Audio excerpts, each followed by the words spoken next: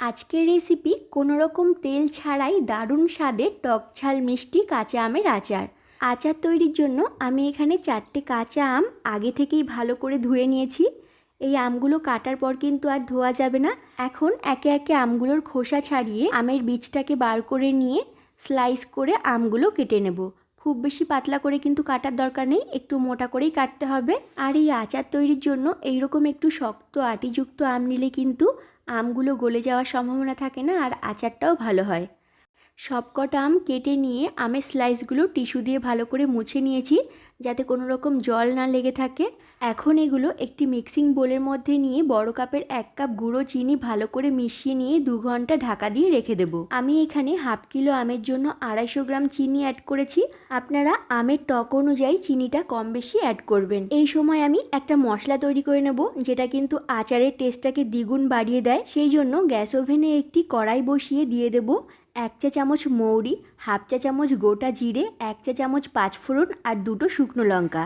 এখন সব কিছু ভালো করে শুকনো খোলায় ভেজে নিয়ে মিক্সিতে গুঁড়ো করে রেখে দেব। আর এদিকে 2 ঘন্টা পর দেখুন চিনিটা কিন্তু একদম গলে গেছে। এখন এইভাবেই কড়াইয়ের মধ্যে ঢেলে গ্যাসের ফ্লেম হাইতে রেখে 2 থেকে 3 মিনিট ফুটিয়ে নেব।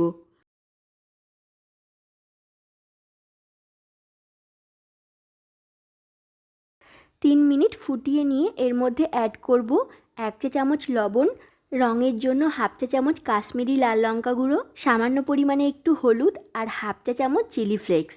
এবার গ্যাসের ফ্লেম মিডিয়ামে রেখে সব কিছু ভালো করে মিশিয়ে নিয়ে যতক্ষণ না শিরাটা ঘন হয়ে আসছে ততক্ষণ ফুটিয়ে নেব। আর মাঝে মাঝে হালকা হাতে এইভাবে একটু নেড়েচেড়ে দিতে হবে, যাতে নিচ থেকে লেগে না যায়। আচারটা প্রায় হয়েই এসেছে। এখন আগে থেকে তৈরি করে রাখা ভাজা মশলা 1 চা চামচ ওপর থেকে ছড়িয়ে একটু মিশিয়ে নিয়ে নামিয়ে নেব।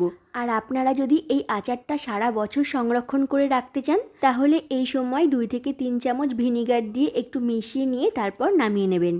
তো বন্ধুরা, আজকে আমার এই টক ঝাল মিষ্টি আচারের রেসিপি ভালো লেগে থাকলে please like, comment, share, subscribe আর ফলো করে পাশে থাকার অনুরোধ রইল।